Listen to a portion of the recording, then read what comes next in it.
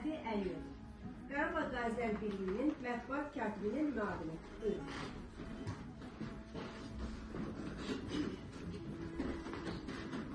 Değerli şəhid anaları, şəhid evlatları, şəhid ailələri.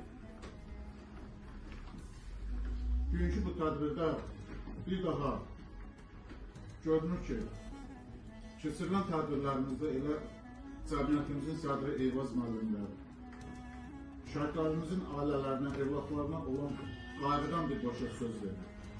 Şəhidimiz Ruslanın atası da, əmsi də daxili qoşunlarda xidmət edir. Özü də daxili qoşunlarda xidmət edir. Bu daxili qoşunlarda qalıb xidmətini davam etdirə də bilərdi daxili qoşunlarda. Amma onun vətənə olan sevgisi, doğma vətənimiz Azərbaycana olan sonsuz məhəbbəti onun xüsusi təyinatlı dəstədə xidmətini davam etdirir. Şəhidlik zirvəsinə uzalmasından birbaşa söz verir. Azərbaycan xalqının qədim tarixi keçmişi vardır və şəhidlərimizin şahidi qazilər. Bu ad tarixən əsrlər keçsə də şəhidlərin adı əfsanələrlə dolu, 100 illər də keçsə, 500 illər də keçsə tarixən yaşayacaqdır. Və ondan söz verir ki, şəhidlərimiz ölməz, vətən bölünməz. Sağ olun.